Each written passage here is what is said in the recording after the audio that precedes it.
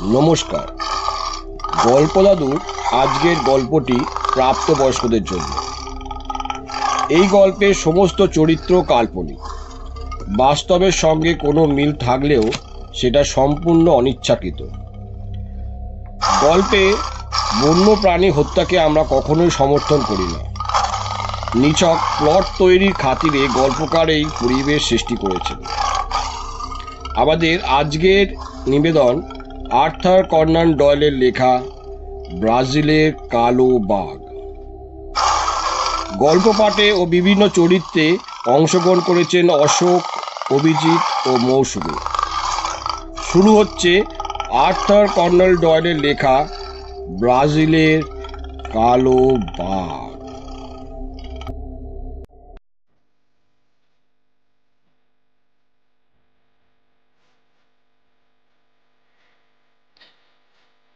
মেজাজটা বনেদি, প্রত্যাশা অসীম। অভিজাত বংশে রক্ত বইছে ধমনীতে, অথচ পকেটে পয়সা নেই, রোজগারের কোনো রাস্তা নেই। একজন যুবকের পক্ষে এর চেয়ে দুর্ভাগ্য আর কি হতে পারে? আমার বাবা ছিলেন সহজ সরল মানুষ। তার দাদা অকৃতদার লর্ড সাদারটন, বিশাল সম্পত্তির মালিক। এই দাদার বদান্যতার উপর বাবার এমনই আস্থা ছিল যে তার একমাত্র সন্তান হয়ে আমার যে কোনোদিন অন্য সংস্থানের চিন্তা করতে হবে এটা তিনি ভাবতে পারেননি। তার ধারণা ছিল হয় সাদারটনের বিস্তীর্ণ জমিদারি এস্টেটে, না হয় নিদেন পক্ষে সরকারের কূটনৈতিক বিভাগে আমার একটা স্থান হবেই। তার অনুমান যে সম্পূর্ণ ভুল সেটা তার অকাল মৃত্যুর ফলে বাবা আজ জেনে যেতে পারেননি। যেমন আমার জ্যাঠা, তেমনি ব্রিটিশ সরকার আমার সঙ্গতির জন্য কিছুই করলেন না, বা আমার ভবিষ্যৎ সম্পর্কে কোনো তাপ উত্তাপ প্রকাশ করলেন না। কদাচিৎ কিছু ফেজেন্ট পাখি বা গুটি কয়েক খরগোশ উপঢৌকন হিসাবে জ্যাঠার কাছ থেকে আসে, আর সেই থেকেই বোঝা যায় যে আমি ইংল্যান্ডের অন্যতম সবচেয়ে সমৃদ্ধ জমিদারিতে অবস্থিত অটওয়েল প্রাসাদের উত্তরাধিকারী। যাই হোক, আমি নিজে বিয়ে করিনি। লন্ডনে গভর্নর ম্যানসনে ঘর নিয়ে নাগরিক জীবনযাপন করি। কাজের মধ্যে আছে পায়রা শিকার ও হার্লিংহামের পোলো খেলা। আমার দিন যে মাসে মাসে বেড়েই চলেছে, কিছুদিন পরে আর তা শোধ করার কোনো উপায়ই থাকবে না, এটা ক্রমেই স্পষ্ট হয়ে উঠছে। আমার এই শোচনীয় অবস্থাটা আরো প্রকট হয়ে উঠেছে এই কারণেই যে লর্ড সাদারটন ছাড়াও আমার আরো বেশ কয়েকজন ধনী আত্মীয় রয়েছে। এদের মধ্যে সবচেয়ে নিকট হলেন আমার খুড়তুতো ভাই এভারেট কিং। বেশ কিছুদিন ব্রাজিলে অ্যাডভেঞ্চারপূর্ণ জীবন কাটিয়ে সে সম্প্রতি দেশে ফিরে দিব্যি গুছিয়ে বসেছে। তার উপার্জনের পন্থাটা কি সেটা আমার জানা নেই, তবে তার অবস্থা যে রীতিমতো সচ্ছল সেটা বোঝাই যায়, কারণ সে এখন শাপকের ক্লিপটন অন দ্য মার্সে গেল্যান্ডসের জমিদারির মালিক। ইংল্যান্ডে আসার পর প্রথম বছরটা সে আমার কঞ্জুস জ্যাঠার মতোই আমার কোনো খোঁজ খবর নেয়নি। কিন্তু এক গ্রীষ্মের সকালে মনটা খুশিতে ভরে উঠল যখন দেখলাম সেই একটি চিঠি মারফত গেল্যান্ডস কোর্টে কয়েকটা দিন কাটিয়ে আসার জন্য আমায় আমন্ত্রণ জানিয়েছে। আমি তখন দেউলে হবার আশঙ্কায় অন্যরকম কোর্টে যাবার কথা ভাবছিলাম, আর ঠিক সেই সময় দৈবক্রমে এসে গেল এই চিঠি। আমার এই অচেনা ভাইটিকে যদি হাত করতে পারি তাহলে হয়তো একটা উদ্ধারের পথ পেলেও পেতে পারি। অন্তত বংশ মর্যাদার খাতিরেও তো তার আমাকে পথে বসতে দেয়া উচিত নয়। চাকরকে বলে আমার বাস্ক গুছিয়ে নিয়ে সেই দিনই সন্ধ্যায় আমি ক্লিপটন অন দ্য মার্সের উদ্দেশ্যে বেরিয়ে পড়লাম।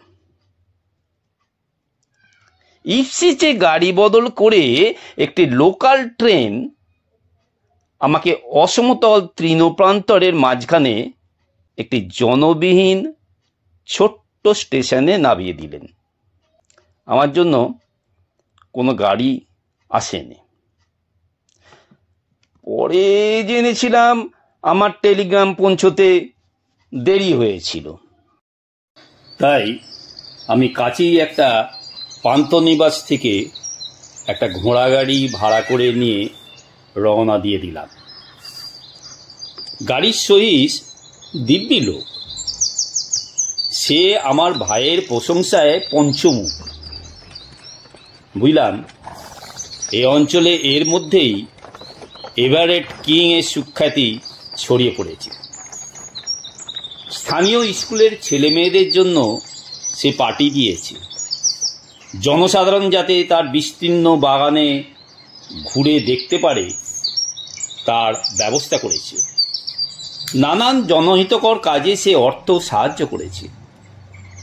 মোট কথা এতভাবে সে তার দরাজ মনের পরিচয় দিয়েছে যে আমার শৈশের ধারণা হয়েছে সে পার্লামেন্টে পদক্ষেপ করার জন্য জমি তৈরি করছে। পথে যেতে যেতে শৈশের দিক থেকে আমার দৃষ্টি হঠাৎ চলে গেল এক বিচিত্র বর্ণ পাখির দিকে। রাস্তার ধারে টেলিগ্রাফ পোস্টের ওপর বসেছে পাখিটা। প্রথমে মনে হয়েছিল বুঝি নীলকণ্ঠ জাতীয় কোনো পাখি, কিন্তু কাছে আসতে দেখলাম আয়তনে তার চেয়ে বেশ খানিকটা বড়, আর পালকে রঙের বাহারও অনেক বেশি। সহিস বলল, আমরা যে ব্যক্তির কাছে চলেছি এটা তারই পাখি। ইনি নাকি দক্ষিণ আমেরিকা থেকে নানান রকম পশু পাখি এনে এখানকার আবহাওয়ায় সেগুলো প্রতিপালনের চেষ্টা করছেন। গেল্যান্ডস পার্কের গেট দিয়ে প্রবেশ করার পর এই কথার অনেক প্রমাণ পাওয়া গেল। ছোট ছোট বুটিদার হরিণ, এক ধরনের শুয়োর জাতীয় জানোয়ার, নাম বোধহয় পেকারি, একটি ঝলমলে রং বিশিষ্ট ওরিওল পাখি, এক শ্রেণীর পিপিলিকা ভুক, আর এক রকম 70 বাজার জাতীয় জানোয়ার চোখে পড়ল। গাছপালায় ঘেরা আঁকা বাঁকা পথটা দিয়ে যেতে আমার খুড়তুতো ভাইটি গাড়ির শব্দ পেয়ে আমি এসেছি বুঝে বাড়ির বাইরে সিঁড়িতে এসে দাঁড়িয়েছিল। চেহারায় একটা অমায়িক ভাব ছাড়া তেমন কোনো বিশেষত্ব নেই। আকারে বেঁটে ও মোটা, বয়স আন্দাজ 45। রোদে পোড়া গোল মুখে অজস্র বলিরেখা, পরনে সাদা লিনেনের জামা, যেমন প্লান্টাররা পরে থাকে, মুখে চুরুট ও মাথায় পানামা টুপি। দেখে মনে হয় ইনি প্রাচ্যের কোনো উপনিবেশে বাংলো বাড়ির বাসিন্দা। ইংল্যান্ডের এই সুউচ্চ পালাডীয় স্তম্ভ বিশিষ্ট সুবিশাল অট্টালিকায় ইনি বেমানান। শুনছো? ভদ্রলোক ঘাড় ফিরিয়ে অদৃশ্য কাউকে উদ্দেশ্য করে বললেন, উনি এসে গেছেন, আমাদের অতিথি। গ্রিনল্যান্ডসে তোমায় স্বাগত জানাচ্ছি মার্শেল ভায়া। তোমার সঙ্গে আলাপের সুযোগ আমি অত্যন্ত আনন্দিত। এই ঘুমিয়ে আসা পল্লী গ্রামে আমার এই বাসস্থানে তোমার যে পায়ের ধুলো পড়ল, তাতে আমি সত্যি সম্মানিত বোধ করছি। তার এই সাদর অভ্যর্থনায় মুহূর্তের মধ্যে আমার সব সংকোচ কেটে গেল।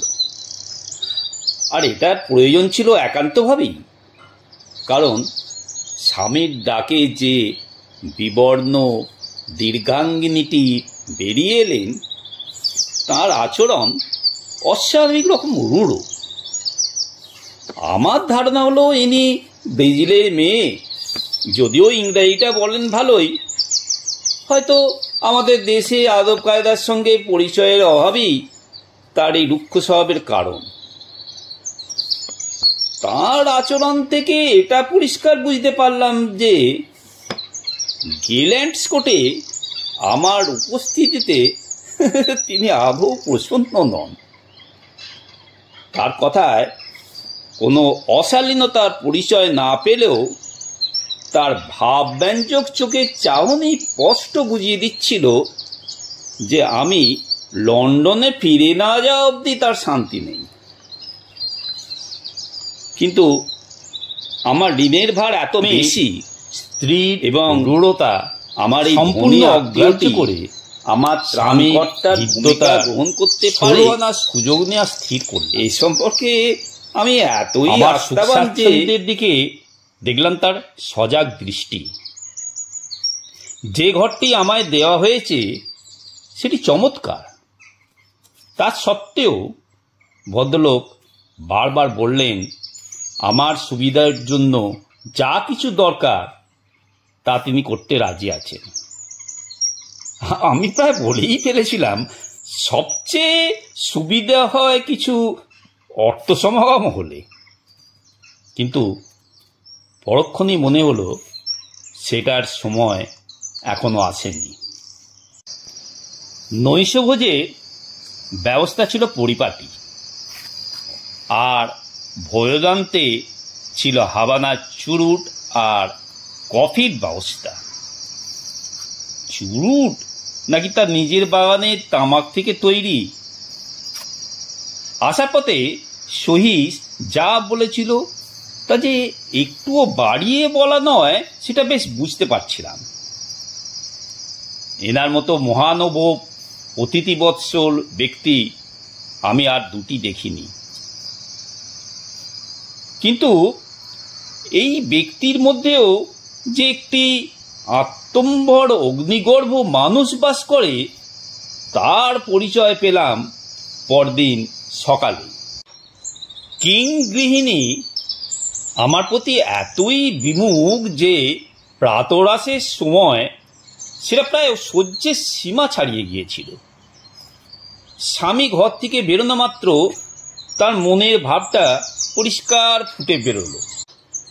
লন্ডন ফিরে যাওয়ার সবচেয়ে ভালো ট্রেন হচ্ছে দুপুর 12:30টায়, হঠাৎ বললেন ভদ্রমহিলা। আমি খোলাখুলি বললাম, আমি কিন্তু আজ ফেরার কথা ভাবছি না। এই মহিলার দ্বারা বিতাড়িত হবার কোনো বাসনা ছিল না আমার। আপনার ইচ্ছে অনিচ্ছার উপরেই যদি সেটা নির্ভর করে। কথাটা শেষ না করে অত্যন্ত উদ্ধতভাবে ভদ্রমহিলা চাইলেন আমার দিকে। আমিও ছাড়বার পাত্র নই। বললাম, আমার বিশ্বাস এভারেট যদি মনে করে আমি তার আতিথেয়ত অন্যায় সুযোগ নিচ্ছি, তাহলে সে কথা সে নিশ্চয়ই আমাকে বলবে। ব্যাপার কি? ঘরে ফিরে এসেছে এভারেট। মনে হলো আমার কথাগুলো সে শুনেছে এবং আমাদের দুজনের দিকে চেয়ে সে পরিস্থিতিটা আঁচ করে নিয়েছে। মুহূর্তের মধ্যে তার খুশিতে ভরা গোল মুখটায় এক অনিবর্চনীয় হিংস্র ভাব ফুটে উঠল। তুমি কি একটু বাইরে যাবে কি মার্শাল? আমার নাম যে মার্শাল কিং, সেটা এই বেলা বলে রাখি। আমি বেরোতে আমার পিছনের দরজাটা বন্ধ করে দিল এভারেট। আর তারপরেই শুনলাম তীব্র ভৎসনার সুরে সে স্ত্রীর সঙ্গে কথা বলছে। আতিথেয়তার অবমাননায় সে যে গভীরভাবে ক্ষুব্ধ তাতে সন্দেহ নেই। আর ইপাতার কোনো অভিসন্ধি ছিল না আমার, তাই আমি বারান্দা থেকে নেমে এলাম বাগানে। কিছুক্ষণ পরে দ্রুত পায়ের আওয়াজ শুনে ঘুরে দেখি মহিলা বাইরে বেরিয়ে এসেছেন। তার মুখ বিবর্ণ, দৃষ্টি বিস্ফারিত। আমার স্বামী আপনার কাছে ক্ষমা চাইতে বললেন মিস্টার মার্শাল। দৃষ্টি না তুলে বললেন মহিলা। আমি তৎক্ষণাৎ বললাম, দোহাই মিসেস কিং, এ নিয়ে আর কিছু বলবেন না। তার কালো চোখ দুটো হঠাৎ ঝলসে উঠল। মূর্খ! চাপা অথচ তীক্ষ্ণ স্বরে কথাটা বলে সদর্পে ঘরের ভিতর চলে গেলেন মহিলা। অপমানটা এতই অপ্রত্যাশিত, এতই অসহ্য যে আমি হতভম্ব হয়ে চেয়ে রইলাম দরজার দিকে। এমন সময় এভারেট এলো বারান্দায়। আশা করি আমার স্ত্রী তার অর্বাচীন ব্যবহারের জন্য ক্ষমা চেয়েছে তোমার কাছে। হ্যাঁ হ্যাঁ, চেয়েছেন বই কি। এভারেট আমার কুনুইটাকে তার হাতে নিয়ে হাঁটতে শুরু করলো। তুমি ব্যাপারটা গায়ে মেখো না, বলল এভারেট। তোমার মেয়াদের 1 ঘন্টাও কম যদি থাকো তুমি এখানে, তাহলে আমি অত্যন্ত দুঃখ পাব। ব্যাপারটা হচ্ছে কি, ভাইয়ের কাছে গোপন করার কোনো মানে হয় না। আমার স্ত্রী অত্যন্ত ঈর্ষাপরায়ণ। আমাদের দুজনের মাঝখানে কেউ এসে দাঁড়ালেই সেটাও আর বরদাস্ত করতে পারে না, তা সে লোক পুরুষই হোক আর মহিলাই হোক। ও সবচেয়ে কিসে খুশি হয় জানো? স্বামী স্ত্রীতে সমুদ্রের মাঝখানে কোনো জনবিহীন দ্বীপে বসে গল্প করে যদি বাকি জীবনটা কাটিয়ে দিই, তাহলে এর থেকে বুঝতে পারবে ও মানুষটা কেমন। আসলে এটা একটা ব্যায়ামের স্বামী। তুমি কথা দাও এ নিয়ে আর চিন্তা করবে না। মোটেই না। তাহলে এই চুরুটটা ধরিয়ে আমার সঙ্গে এসো, আমার পশু সংগ্রহটা দেখাই তোমাকে। সারা বিকালটা কেটে গেল এই কাজে। বাইরে থেকে আনা যত পাখি, যত সরীসৃপ, সবই দেখা গেল। এদের মধ্যে কিছু রয়েছে খাঁচায়, কিছু খাঁচার বাইরে, আর কিছু একেবারে বাড়ির ভিতর ছাড়া অবস্থায়। চলতে চলতে সামনে ঘাস থেকে হঠাৎ কোনো রং বেরঙের পাখি লাফিয়ে উঠতে দেখি, বা কোনো অচেনা জানোয়ারকে ঝোপের আড়ালে লুকিয়ে পড়তে দেখে ছেলে মানুষের মতো উল্লসিত হয়ে উঠেছিল এভারেট। সব শেষে প্রাসাদের এক প্রান্তে একটি লম্বা প্যাসেজের ভিতর গিয়ে পৌঁছলুম আমরা। প্যাসেজের শেষ মাথায় একটা খড়খড়ি লাগানো ভারী দরজা, আর তার পাশেই একটা হাতল লাগানো চাকা। সেই সঙ্গে লক্ষ্য করলাম লোহার ফ্রেমে লাগানো এক সারি খাড়াখাড়ি লোহার শিক দাঁড়িয়ে রয়েছে প্যাসেজের ভিতর। এবার যেটা দেখাবো সেটা হলো আমার সংগ্রহে একেবারে সেরা জিনিস, বলল এভারেট। ইউরোপে আর একটি মাত্র নমুনা আছে এই জিনিসের। রটারড্যামে একটা বাচ্চা ছিল, সেটা মরে গেছে। জিনিসটা হলো একটা ব্রাজিলিয়ান বাঘ। তার সঙ্গে অন্য বাঘের তফাৎ কোথায়? সেটা এক্ষুনি দেখতে পাবে। হেসে বলল কি, খড়খড়িটা তুলে একবার ভেতরে দেখবে কি? দরজার গায়ে খড়খড়ি ফাঁক করে চোখ লাগাতেই দেখলাম একটি বেশ বড় ঘর। তার মেঝেতে পাথর বসানো, তার দেয়ালের উপর দিকে শিক দেয়া দুটি ছোট্ট জানালা। ঘরের মাঝখানে মেঝের উপর বসে রোদ পোয়াচ্ছে একটি জানোয়ার।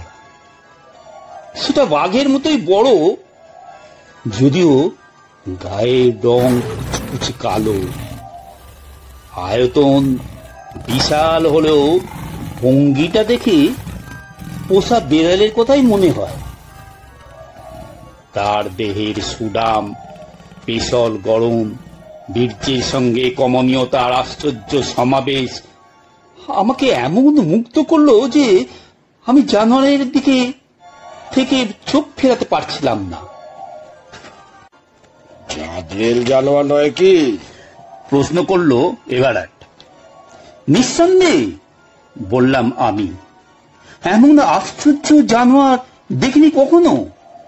কেউ কেউ এটাকে পিউমা বলে, কিন্তু আসলে এটা মোটেই পিউমা নয়।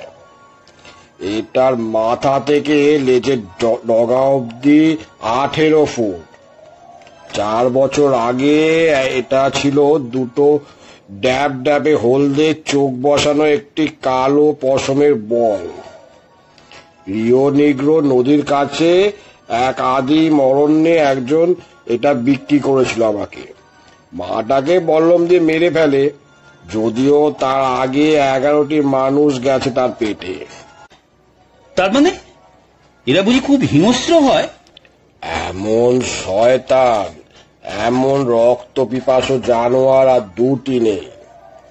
দক্ষিণ আমেরিকার ইন্ডিয়ানরা এই বাঘের কথা বললে দেখবে তারা কিরকম চমকে ওঠে।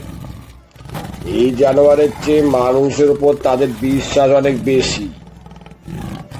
ইনি এখনো মানুষের রক্তের স্বাদ পাননি, কিন্তু একবার পেলে চেহারাই বদলে যাবে। এখনো পর্যন্ত আমাকে ছাড়া কাউকে বরদাস্ত করে না ওর ঘরে। ওর পরিচর্যা করে যে লোক বল্ডউইন, সে ওর কাছে যেতে সাহস পায় না। ওর বাপ মা দুই হচ্ছে আমি। কথাটা বলার সঙ্গে সঙ্গে ও আমাকে চমকে দিয়ে দরজাটা খুলে ভিতরে ঢুকে আবার তৎক্ষণাৎ সেটা বন্ধ করে দিল। তার কণ্ঠস্বর শুনে বিশাল জানোয়ারটা উঠে দাঁড়িয়ে নিজের মাথাটা এভারেটের গায়ে ঘষতে লাগল। আর এভারেটও জানোয়ারটার গায়ে হাত বুলোতে লাগলো। এবার দেখি টমি বাবু, খাঁচায় ঢোকো তো। আদেশ শোনা মাত্র কৃষ্ণকায় জীবটি ঘরের এক পাশে গিয়ে একটি গড়াদের ছাউনির তলায় কুণ্ডুলি পাকিয়ে বসল। তারপর এভারেট বাইরে এসে হাতলটা ঘোরানোর সঙ্গে সঙ্গে প্যাসেজে বেরিয়ে থাকা ফ্রেম বদ্ধ লোহার শিকের সারি দেয়ালে একটা ফাটল দিয়ে বাঘের ঘরে ঢুকে ছাউনির সঙ্গে লেগে গিয়ে দিব্যি একটি খাঁচার সৃষ্টি করল। এবার এভারেট দরজা খুলে আমাকে ভিতরে ডাকলো। এই বিশেষ শ্রেণীর সাপদের ঘরে যে বিশেষ গন্ধ পাওয়া যায়, এই ঘর এখন সেই গন্ধে ভরপুর। এটাই ব্যবস্থা, বলল এভারাট। দিনের বেলা ও সমস্ত ঘরটাতেই পায়চারি করে, রাতে এক পাশে খাঁচাটায় পুড়ে দেওয়া হয়। বাইরে থেকে হাতল ঘোরালে খাঁচার দেওয়াল সরে গিয়ে ও ছাড়া পেয়ে যায়। আর যদি তা না চাও তো ওকে ওইভাবেই বন্দি করে রাখতে পারো। ওরম করো না। আমি গড়াদের মধ্যে দিয়ে হাত ঢুকিয়ে বাঘের গায়ে রাখতে গিয়েছিলাম। সে এক হাঁচকা টানে আমার হাতটা বার করে আনল। ওকে বিশ্বাস নেই, আমি যা করি আর 5 জনে তা করা চলে না। সবাইকে ও বন্ধু বলে মানতে রাজি নয়, তাই না টমি? এবারে লাঞ্চের গন্ধ পেয়েছেন বাবু, তাই না টমি? বাইরে প্যাসেজে পায়ের শব্দের সঙ্গে সঙ্গে বাঘটা এক লাফে উঠে দাঁড়িয়ে অপরিসর খাঁচাটার মধ্যে পায়চারি শুরু করে দিয়েছে। তার হলুদ চোখের চাহনি তীক্ষ্ণ ও অস্থির। তার লেলিহান জিভ বেরিয়ে পড়েছে হাঁ করা মুখের অসমান দাঁতের সারি।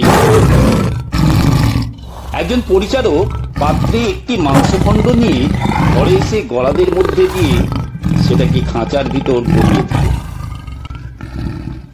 বাঘ থাবা দিয়ে আলতো করে সেটাকে তুলে নিয়ে খাঁচার এক কোণে বসে সেটা সদ্ব্যবহার করতে শুরু করল।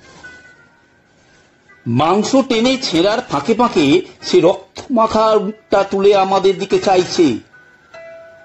আমিও এক দৃষ্টে দেখছি এই বন্য দৃশ্য।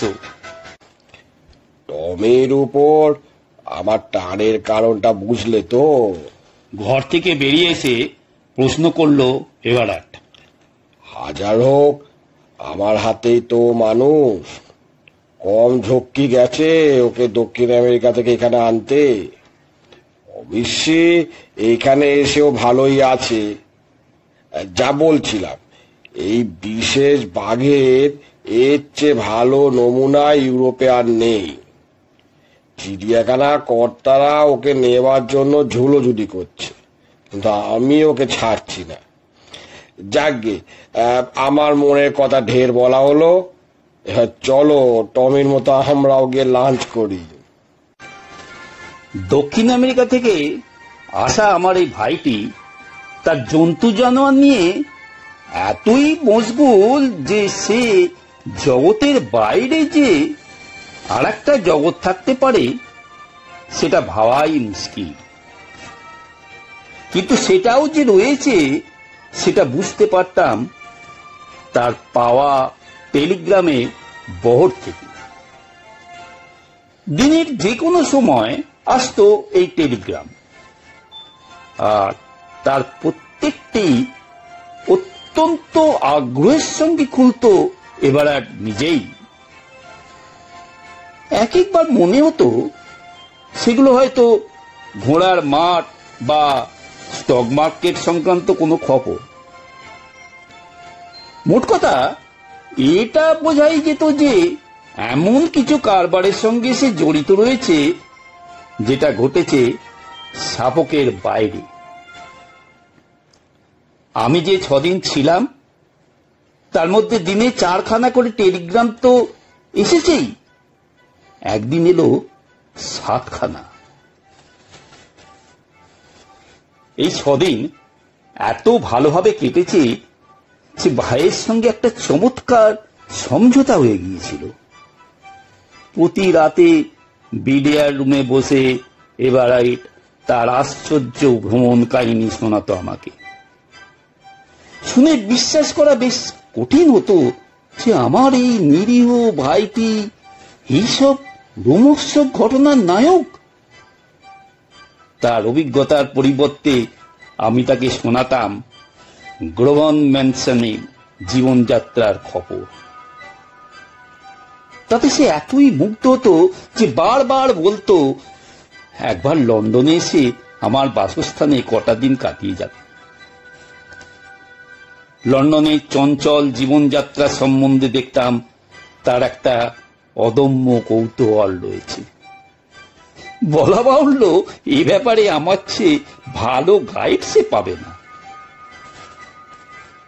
শেষ দিনে আমি আর কথাটা না বলে পারলাম না। সরাসরি বলে দিলাম যে আমার আর্থিক অবস্থা অত্যন্ত শোচনীয় এবং সম্পূর্ণ দেউলে হতে আমার আর বেশি দিন বাকি নেই। আমি যদিও তার কাছে পরামর্শই চাইলাম, যেটা আসলে দরকার ছিল সেটা হলো বেশ খানিকটা ক্যাশ টাকা।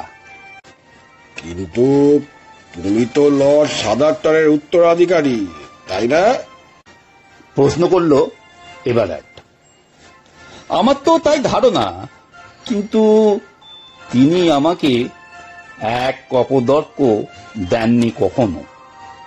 জানি, বলল এভারেট। সেই যে কত কঞ্জুস সে কথা আমি শুনেছি। সত্যি তো তোমার অবস্থা বেশ কাহিল মনে হচ্ছে। ভালো কথা, সাদারটনের স্বাস্থ্য এখন কেমন? ছেলেবেলা থেকেই তো শুনে আসছি সে অত্যন্ত রুগ্ন। তাও ঢ্যাগস ঢ্যাগস করে চালিয়ে যাচ্ছে। বেচারা তুমি। আমার বড় আশা ছিল তুমি সব শুনে টুনে হয়তো কিছু। আর বলতে হবে না, হেসে বলল এভারেট। আজ রাতে বিষয়ে কথা হবে। আমার পক্ষে যতটা সম্ভব করব, কথা দিচ্ছি।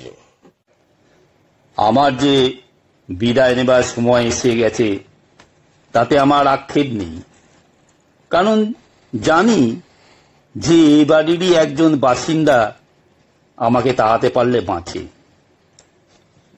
কিং গৃহিণীর দৃষ্টি আমার কাছে অসহ্য হয়ে উঠেছে। তিনি যে আগ বাড়িয়ে আমাকে অপমান করেন তা নয়, সেখানে স্বামীর ভয় তাকে বেশি দূর এগোতে দেয় না।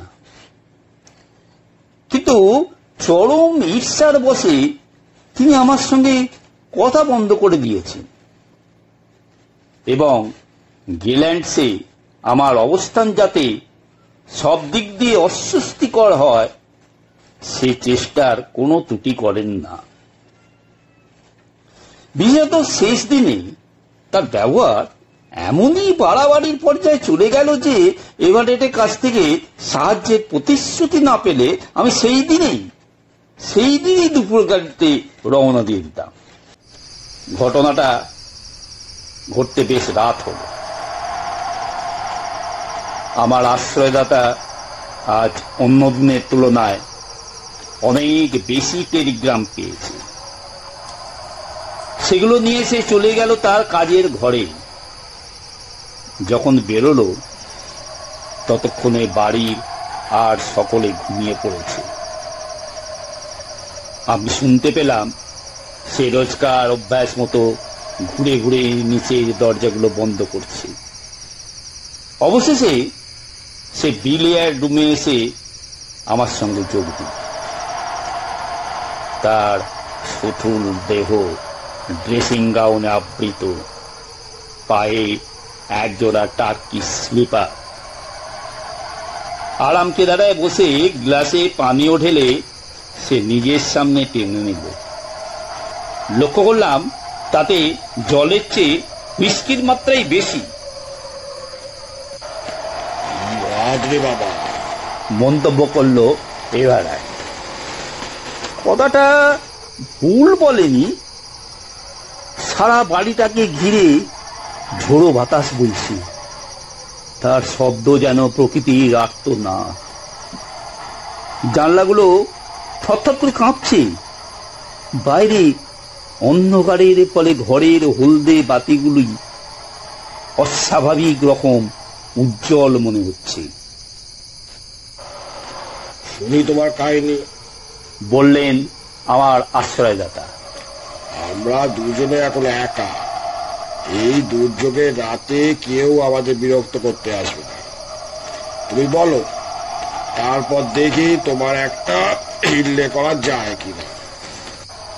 এইভাবে উৎসাহ দেওয়ার ফলে আমি আদ্যপান্ত পড়লাম আমার ব্যাপারটা। যেসব লোকের সঙ্গে আমার কারবার, আমার পাওনাদারেরা, আমার বাড়িওয়ালা, আমার চাকর বাকর, কেউই সে বর্ণনা থেকে বাদ পড়ল না। সঙ্গে আমার নোটবুকটাও ছিল। সব তথ্য গুছিয়ে নিয়ে অত্যন্ত প্রাঞ্জলভাবে আমার শোচনীয় অবস্থাটা তাকে বুঝিয়ে দিলাম। কিন্তু দেখে খারাপ লাগলো যে শ্রোতা আমার কথায় মনোযোগ দিচ্ছে না।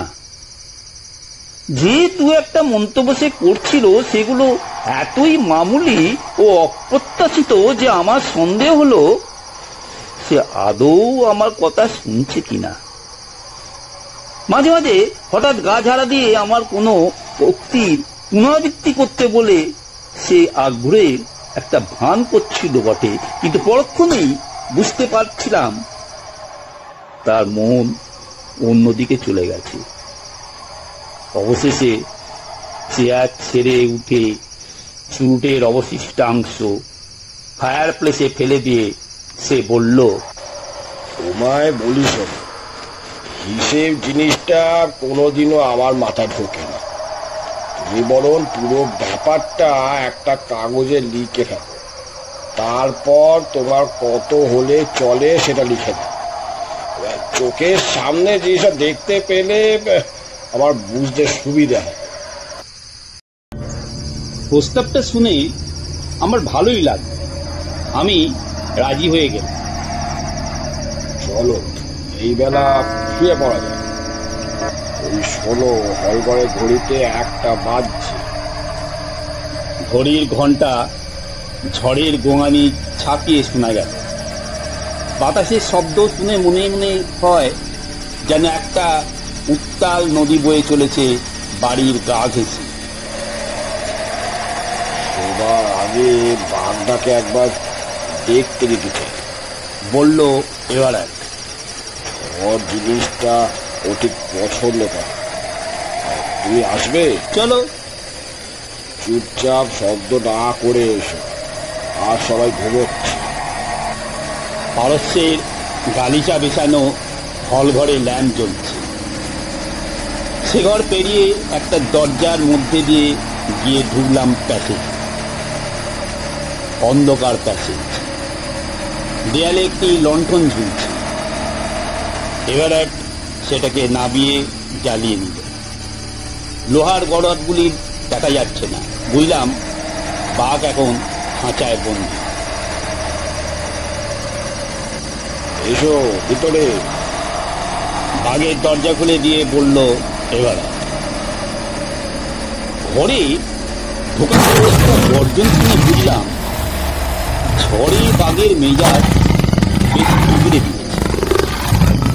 ল্যাম্পের কম্পমান আলোয় দেখলাম বিশাল কৃষ্ণকায় জীবটি। খাঁচার এক কোণে খড়ের গাদার উপর বসে আছে কুণ্ডুলি পাখি। পিছনের সাদা দেয়ালে পড়েছে তার প্রকাণ্ড ছায়া। বাঘের লেজটা মাঝে মাঝে নড়ে উঠে মেঝের খড়গুলোকে ইতস্তত ছড়িয়ে দিচ্ছে। বেচারি টমির মেজাজটা তেমন সুবিধে। হাতের ল্যাম্পটাকে এগিয়ে ধরে বলল এবার কি। হাত তো কেঁদে শয়তানেও দেখতে লাগলো, তাই না? ওর জন্য কিছু খাদ্যের ব্যবস্থা না করলে ওর মেজাজ ভালো হবে না। দেখি ভাই, একটু ধো তো লণ্ঠনটা। আমি তার হাত থেকে লণ্ঠনটা নিয়ে দরজার দিকে এগিয়ে গেলাম। বাইরে আছে ওর খাবার, বলল এবার আমি 1 মিনিটে ঘুরে আসছি। ও কথাটা বলে ঘর থেকে বেরিয়ে গেল। আর সেই মুহূর্তে একটা ঘাতক শব্দের সঙ্গে দরজাটা বন্ধ হয়ে গেল। শব্দটা কয়েক মুহূর্তের জন্য আমার হৃদস্পন্দন বন্ধ করে দিল। আমার সর্বাঙ্গে একটা আতঙ্কের ঢেউ খেলে গেছে। একটা চরম বিশ্বাসঘাতকতার আশঙ্কায় রক্ত হিম হয়ে গেছে। আমি দরজার উপর লাফিয়ে পড়লাম, কিন্তু দেখলাম ঘরের ভিতর দিকে দরজা কোনো হাতল নেই। দরজা খোলো, দরজা খোলো, চেঁচিয়ে উঠলাম আমি। কি হলো? দরজা খোলো। হল্লা করো না, প্যাসেজ থেকে উত্তর এলো, তোমার কাছে আলো রয়েছে তো। এইভাবে একটা বন্দি থাকতে চাই না আমি।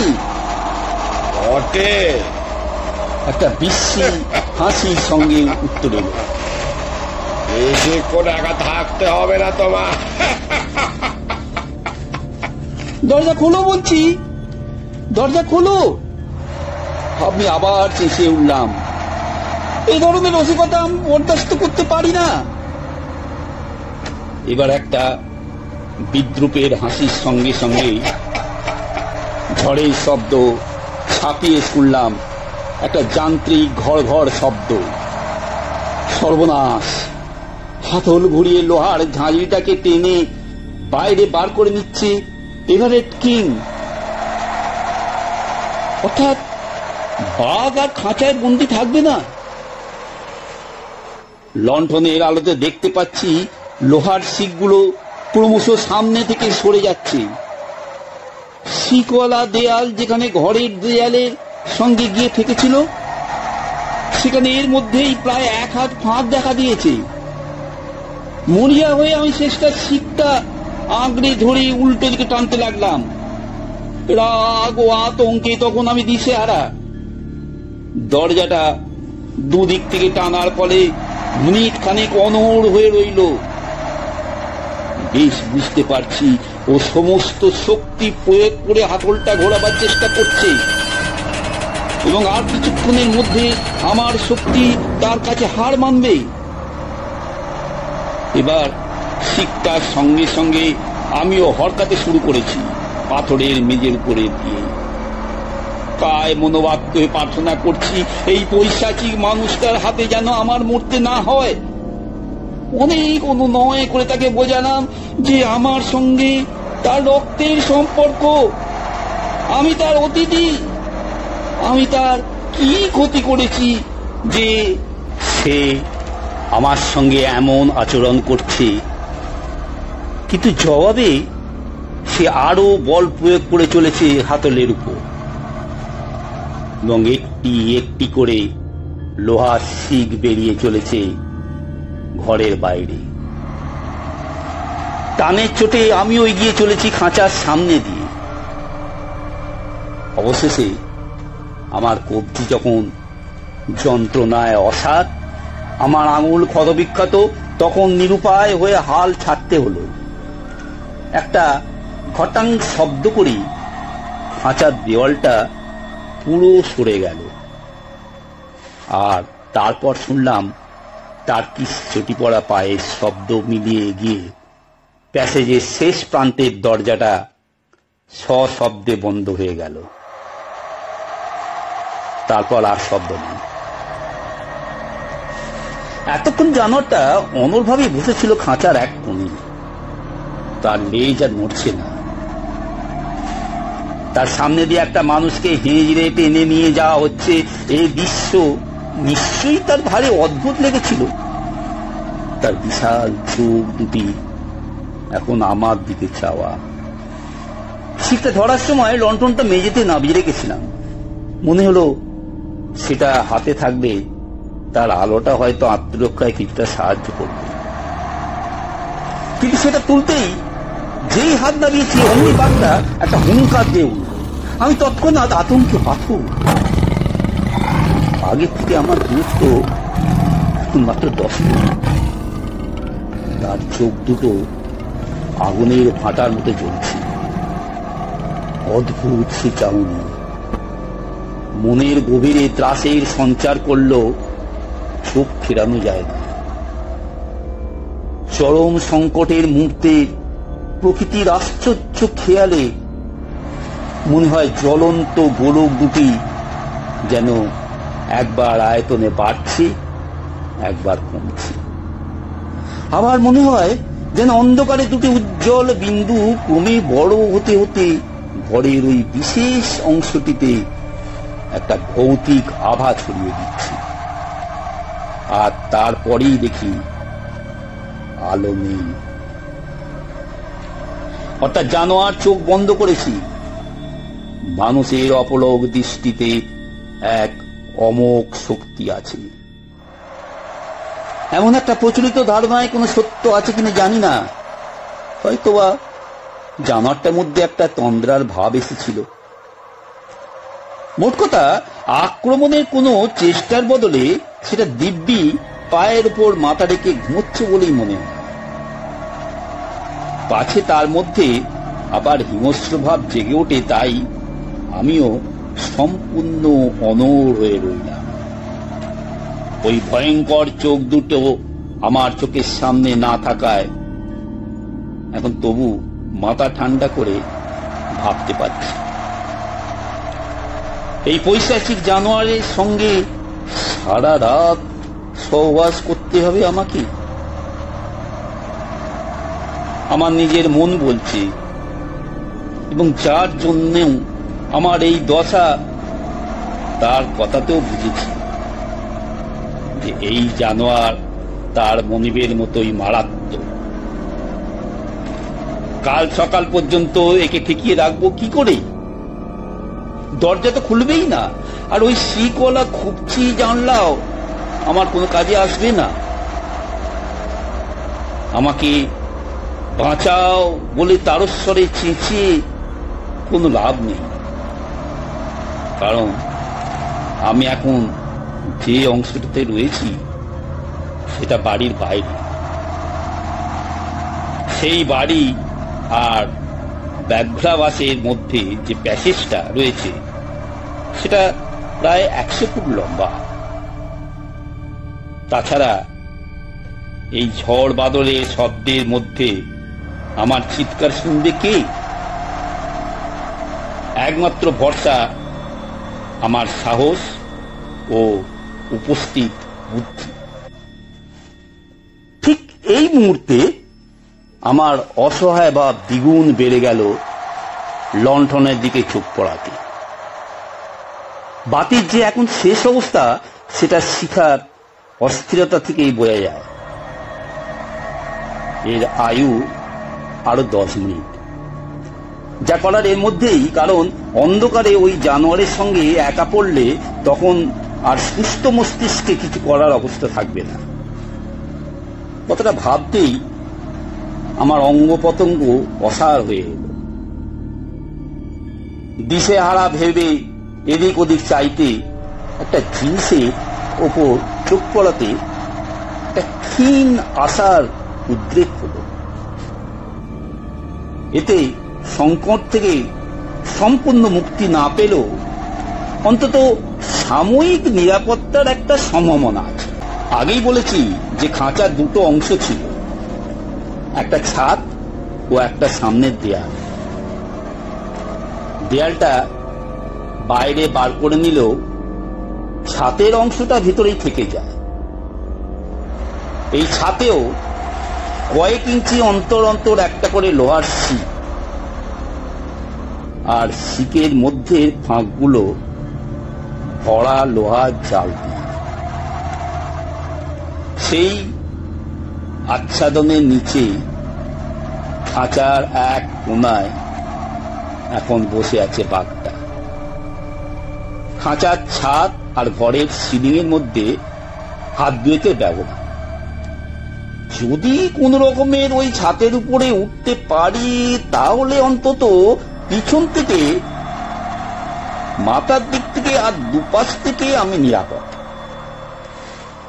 খোলা থাকে শুধু সামনের দিকটা, সেদিক থেকে বাঘ আমায় আক্রমণ করতে পারে ঠিকই, কিন্তু তাহলেও বলবো যে বাঘ যদি হঠাৎ ঘরে পায়চারি শুরু করে তাহলে আমাকে তার সামনে পড়তে হবে না। আমার নাগাল যদি তাকে পেতে হয় তাহলে কিছুটা কসরত করতে হবে, যা করার এই বেলা, কারণ বাতি নিভে গেলে কাজটা আমার পক্ষে অনেক বেশি কঠিন হয়ে পড়ে। যা থাকে কপালে। এক লাফে পাশটা দুহাতে খামচে ধরে দেহটাকে কোনো মতে ওপরে নিয়ে গিয়ে ফেললাম। আমার মুখ তখন দুই শিকের মাঝখানে জালের উপর। দেখতে পাচ্ছি বাঘের মুখ হাঁ, আর তার ভয়ঙ্কর চোখ দুটো চেয়ে আছে শটান আমার দিকে। তার নিঃশ্বাসের মোটকা গন্ধে আমার নাক জ্বলছে। জানোয়ারের ভাব দেখে কিন্তু মনে হলো রাগের চেয়ে তার কৌতূহলটাই যেন বেশি। এবারে সে তার দেহের মাংসপেশিতে ঢেউ খেলিয়ে উঠে দাঁড়িয়ে পেছনে দুপায়ে ভর করে একটা থাবা পিছনে দেয়ালে রেখে অন্যটা দিয়ে খাঁচার ছাদের জালের উপর দিয়ে লম্বা আঁচড়টা, আর তারপরে তার একটা নোখ আমার প্যান্তুলন ভেদ করে আমার হাঁটুতে একটা গভীর ক্ষতের সৃষ্টি করে। এটাকে আক্রমণ বলা চলে না, বরং আক্রমণের মহড়া মাত্র। কারণ আমার আর্তনাদের সঙ্গে সঙ্গে সে থাবা নামিয়ে নিয়েই এক লাফে খাঁচা থেকে বেরিয়ে সারা ঘর জুড়ে দ্রুত পায়চারি শুরু করে। তারই ফাঁকে ফাঁকে তার দৃষ্টি বারবার চলে আসছে আমার দিকে। আমি দেহ সংকুচিত করে নিজেকে একেবারে দেয়ালের সঙ্গে সিটিয়ে দিলাম। যত পিছিয়ে থাকবো ততই তার পক্ষে আমার নাগাল পাওয়া কঠিন হবে। বাঘের উত্তেজনা যেন কমেই বাড়ছে, হাঁটার গতিও বাড়ছে। সেই সঙ্গে তার অস্থির পদক্ষেপ বারবার তাকে নিয়ে আসছে আমার লোয়াসনের ঠিক নিচে। আশ্চর্য এই ছায়া সদৃশ্য বিশাল সাপদের নিঃশব্দ গতি। এদিকে লণ্ঠনের আলো এতই মৃদু যে তাতে বাঘকে প্রায় দেখাই যায়। অবশেষে একবার দপ করে জ্বলে উঠে লণ্ঠনটা নিভেই গেল। সূচিবৃত্ত অন্ধকারে এখন শুধু আমি আর বাঘ। বিপদের সামনে পড়ে যদি বুঝতে পারি যে আমার যথাসাধ্য আমি করেছি, তাহলে শুধু পরিণতির অপেক্ষা ছাড়া আর কিছু করা থাকে না। বর্তমান ক্ষেত্রে আমি যেখানে যে অবস্থায় আছি সেটাই হলো আমার পক্ষে সবচেয়ে নিরাপদ জায়গা। আমি সেইভাবেই হাত পা গুটিয়ে প্রায় দম বন্ধ করে পড়ে রইল। আশা আছে আমার অস্তিত্ব জানান না দিলে বাঘ হয়তো আমার কথা ভুলে যাবে। আন্দাজে মনে হয় 2টো বাজতে চলল, ভোর হবে 4টায়। দিনের আলোর জন্য অপেক্ষা করতে হবে আরো 2 ঘন্টা। বাইরে ঝড় চলেছে পুরো মাত্রায়। বৃষ্টির জল এসে আজড়ে পড়ছে জানলার গায়ে। ঘরের ভিতরে বিষাক্ত জ্যান্ত গন্ধে আমার প্রাণ ওষ্ঠাগত। বাঘ এখন আমার কাছে অদৃশ্য, তার কোনো শব্দও আসছে না আমার কানে। আমি বাঘের চিন্তা মন থেকে দূর করে অন্য কথা ভাবার চেষ্টা করলাম। একটি চিন্তায় স্থান পেল মনে, সেটা হলো আমার খুঁড়তুতো ভাইটির শয়তান, তার চরম বিশ্বাসঘাতকতা আর আমার প্রতি তার গভীর বিদ্বেষের ভাব। এই গাল ভরা হাসির পিছনে লুকিয়ে আছে এক নৃশংস খুনি। যতই ভাবলাম ততই তার পরিকল্পনার চাতুরিটা আমার কাছে পরিষ্কার হয়ে গেল। সকলের সঙ্গে সেও চলে গিয়েছিল শুতে। তারপর গোপনে ফিরে এসে আমাকে তার বাঘের ঘরে নিয়ে গিয়ে বন্দি করে রেখে চলে যায়। অত্যন্ত সহজেই সে ঘটনাটা বুঝিয়ে দেবে, আর 5 জনকে বিলিয়ার্ড রুমে বসে চুট শেষ করে তবে আমি উঠব। সে আমার কাছ থেকে বিদায় নিয়ে গুড নাইট করে চলে যায়। আমি নিজের খেয়াল বশত দিনের শেষে একবার বাঘটা দেখতে যাই, খাঁচা খোলা আছে না জেনে ঘরে ঢুকি, আর তার ফলেই ফাঁদে পড়ি। এর জন্য তাকে দায়ী করবে কে? আর যদি বা তার উপর সন্দেহ হয়, প্রমাণ তো নেই। 2 ঘন্টা সময় যেন কাটতেই চায় না। একবার একটা খসখস শব্দে বুঝলাম বাঘ তার নিজের গায়ে লোম চাচ্ছে। বার কয়েক একজোড়া সবুজ আলো দেখে মনে হলো সে আমার দিকে চাইছে, কিন্তু তাও বেশিক্ষণের জন্য নয়। ক্রমে একটা বিশ্বাস দানা বাঁধতে লাগলো যে সে হয়তো আমার অস্তিত্ব ভুলে গেছে, কিংবা আমাকে অগ্রাহ্য করার সিদ্ধান্ত নিয়েছে। অবশেষে জানলা দিয়ে একটা ক্ষীণ আলো ঘরে প্রবেশ করে। প্রথমে দেখলাম দেয়ালের গায়ে একজোড়া ধূসর চতুষ্প, তারপর সে দুটো ক্রমে সাদায় পরিণত। তারপর আমার সহবাসী ইন্দ্রাটি প্রতীয়মান হবার সঙ্গে সঙ্গে দেখলাম বাঘও আমার দিকে চেয়ে আছে। দৃষ্টি বিনিময়ের পরমুহূর্তে বুঝতে পারলাম যে শেষ দেখার সময় যা মনে হয়েছিল বাঘের মেজাজ তার চেয়ে 100 গুণে বেশি ভয়ঙ্কর। ভোরের শীত তার মোটেই পছন্দ হচ্ছে না। তারপর সে হয়তো ক্ষুধার্ত।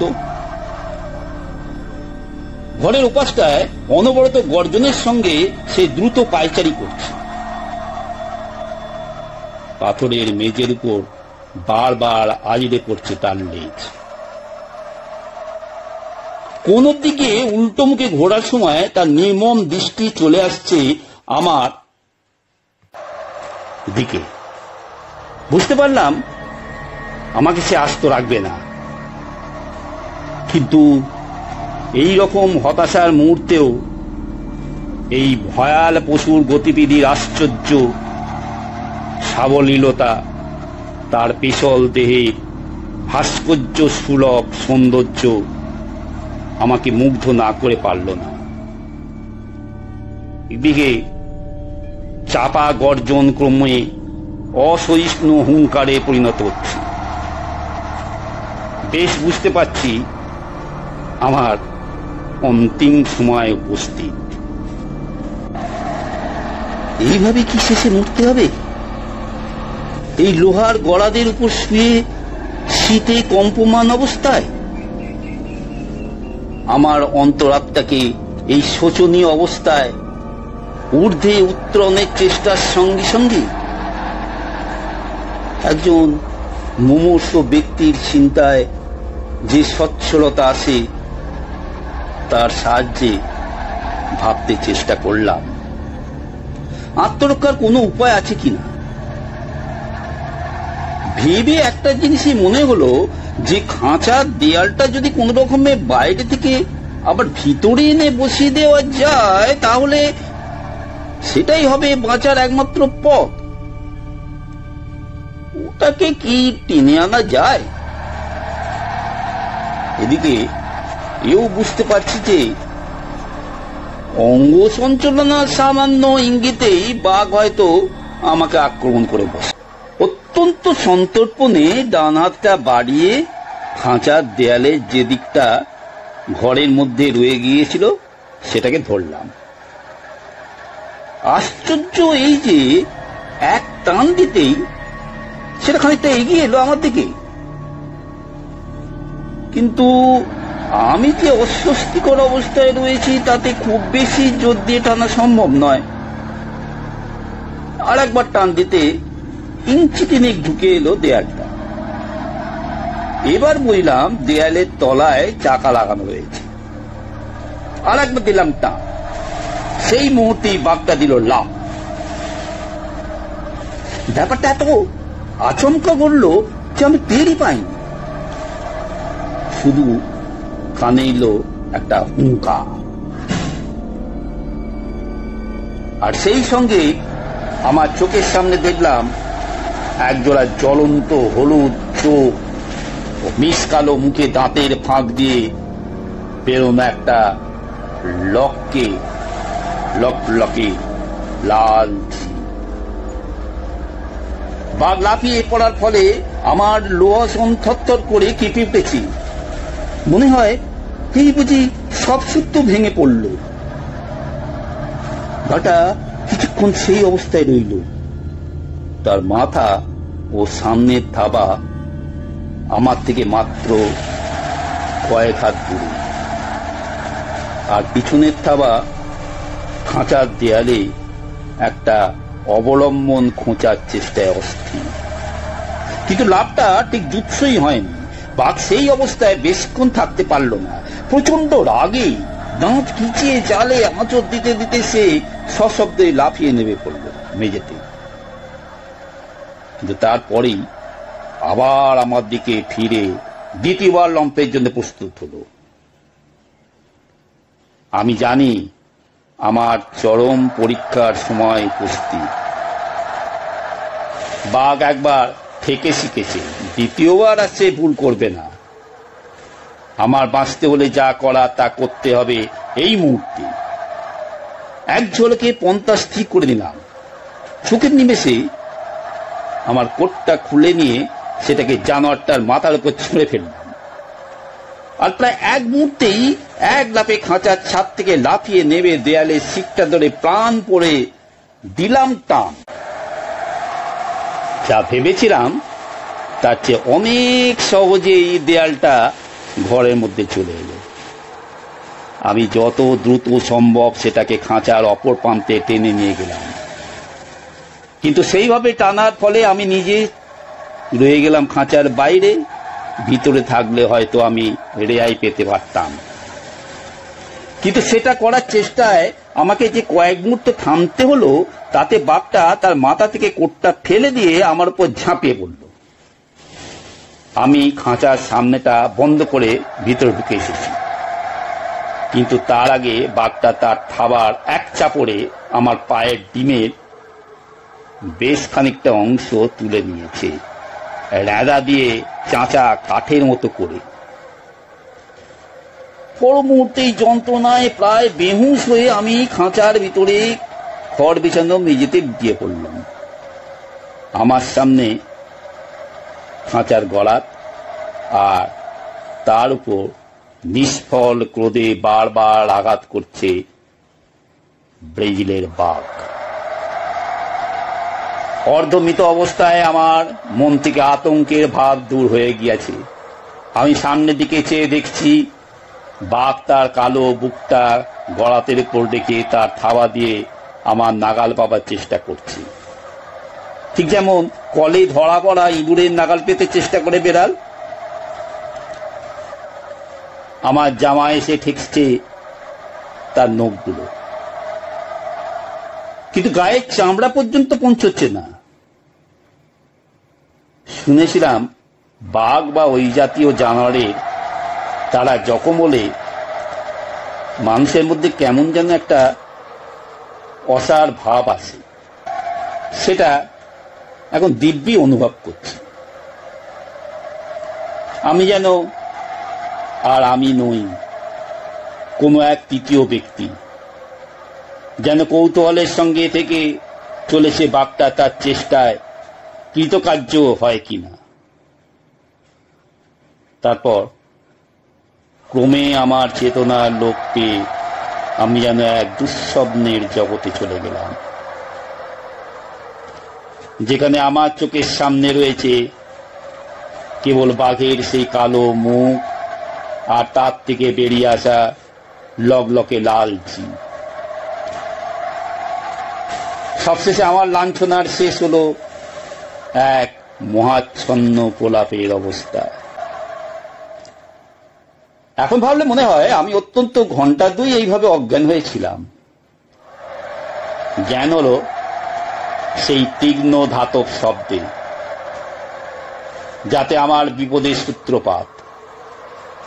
খাঁচার দেয়াল আবার বাইরে বেরিয়ে তার খাপে বসল। এখন ভাবলে মনে হয় আমি অন্তত ঘন্টা দুই এইভাবে অজ্ঞান হয়েছিলাম। জ্ঞান হলো সেই তীক্ষ্ণ ধাতব শব্দে, যাতে আমার বিপদের সূত্রপাত। খাঁচার দেয়াল আবার বাইরে বেরিয়ে তার খাপে বসল।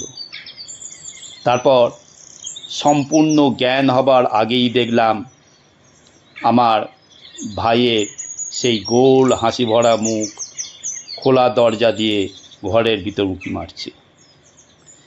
সে যা দেখলো তাতে সে নিশ্চয়ই অবাক হয়েছিল। বাঘ বসে আছে খাঁচার বাইরে ঘরের মেঝেতে, আর আমি ছিন্ন ভিন্ন প্যান্তুলনের কোটবিহীন অবস্থায় রক্তাপ্লুত দেহে পড়ে আছি খাঁচার ভিতর।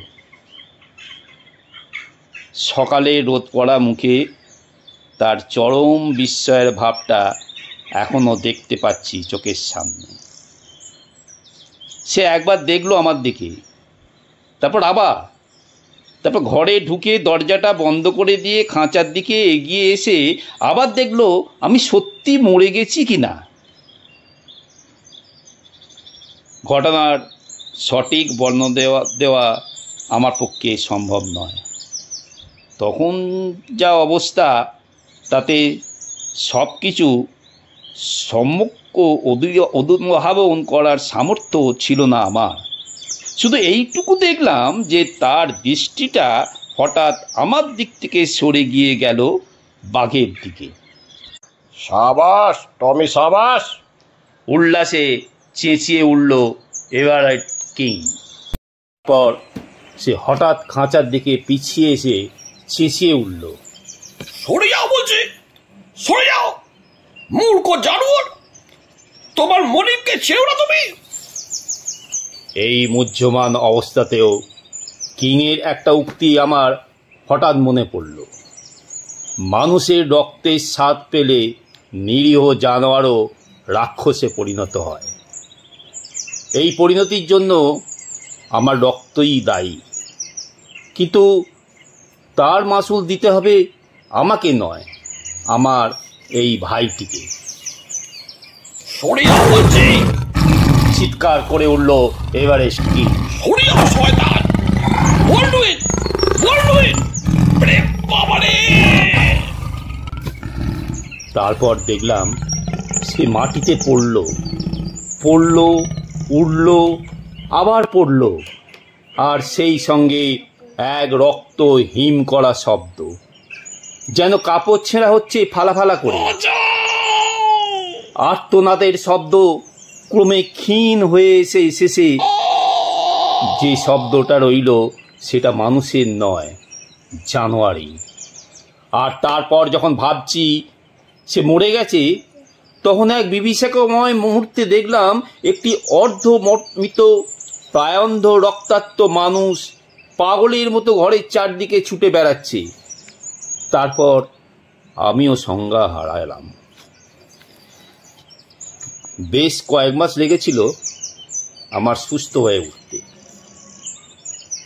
সম্পূর্ণ সুস্থ হয়নি, কারণ সেই ব্রাজিলীয় শার্দুলের সঙ্গে রাত্রি যাপনের চিহ্নস্বরূপ আজও আমাকে একটি লাঠি হাতে চলতে হয়।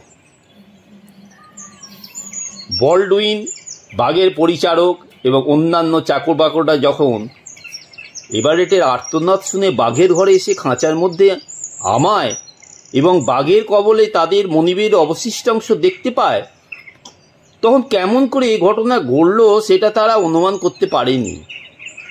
তপ্ত লোহার শিকের সাহায্যে বাঘকে কোণঠাসা করে দরজার ফাঁক দিয়ে গুলি করে তাকে মেরে আমাকে খাঁচার ভিতর থেকে উদ্ধার করা হয়। সেখান থেকে শোবার ঘরে নিয়ে যাওয়া হয় আমাকে। তারপর বেশ কয়েক সপ্তাহ আমার শত্রু বাড়ি থেকেই মৃত্যুর সঙ্গে লড়তে হয়েছিল আমাকে। ক্লিফটন থেকে এসেছিলেন এক সার্জন আর লন্ডন থেকে নার্স। 1 মাস পরে আমাকে পৌঁছে দেওয়া হয় স্টেশনে, আর সেখান থেকে আমি চলে আসি আমার বাসস্থান গভর্নর ম্যানশনে।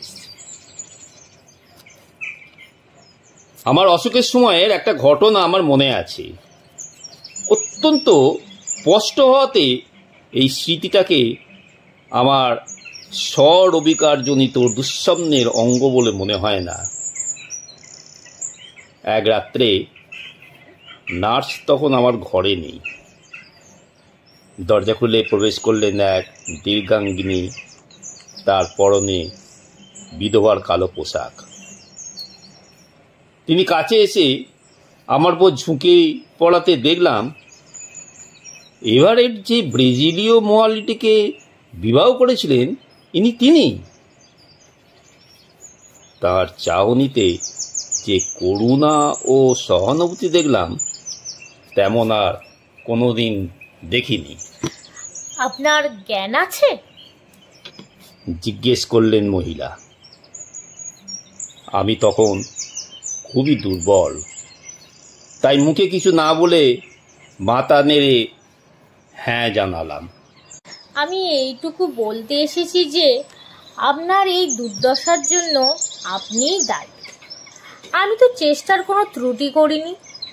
প্রথম থেকেই চেয়েছিলাম যাতে আপনি না থাকুন, আপনি যাতে তার কবলে না পড়েন, তার জন্য আমার স্বামীকে বঞ্চনা না করে যতটা করা সম্ভব সবই করেছিলাম।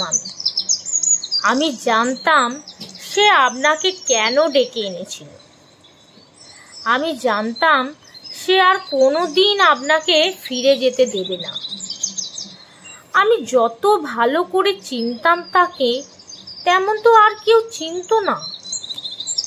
আমি নিজে যে ভুক্তভোগী সে কথা তো আর আপনাকে বলা যায় না, কিন্তু আপনার যাতে মঙ্গল হয় তার চেষ্টার ত্রুটি করিনি আমি।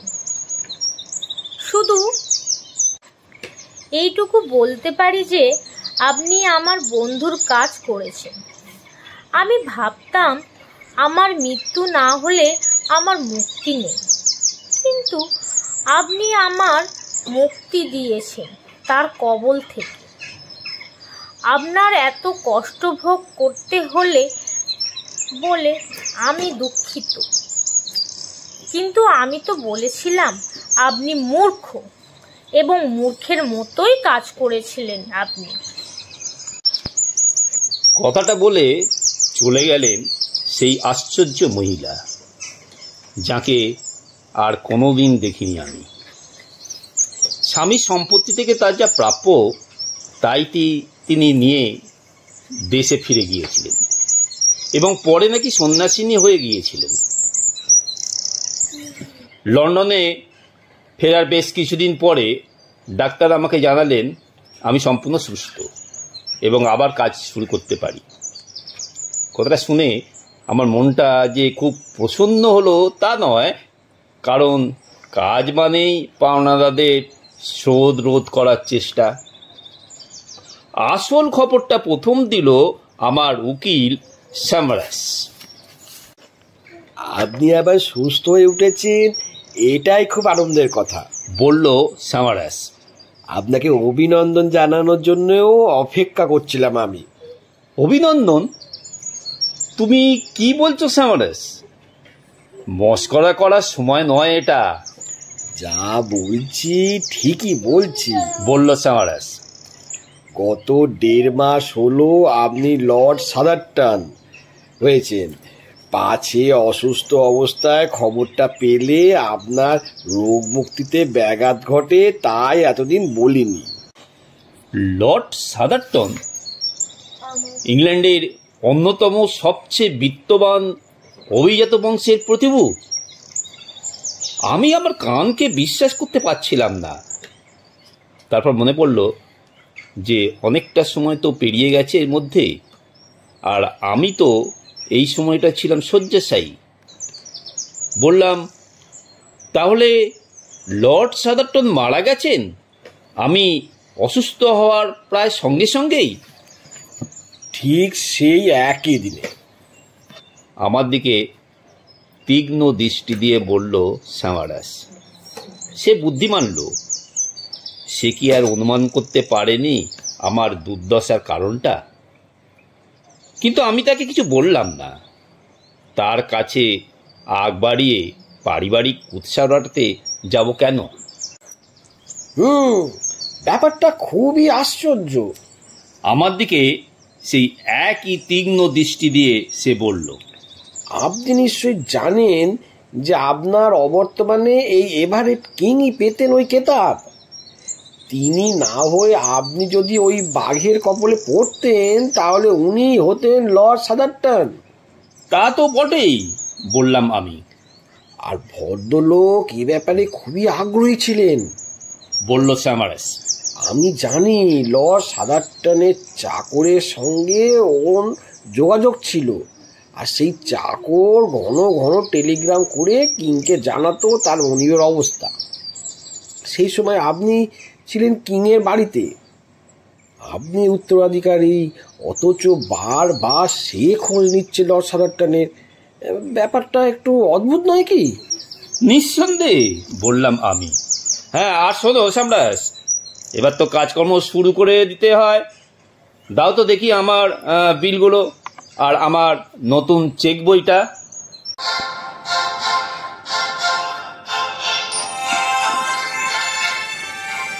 এতক্ষণ আর্থার কনান ডয়েলের লেখা ব্রেজিলের কালো বাঘ শুনছিলেন। গল্পটি ভালো লাগলে সাবস্ক্রাইব ও লাইক করুন। অবশ্যই শেয়ার ও কমেন্টস করবেন। আগামী সপ্তাহে আরও নতুন গল্প আসবে, শুনতে থাকুন।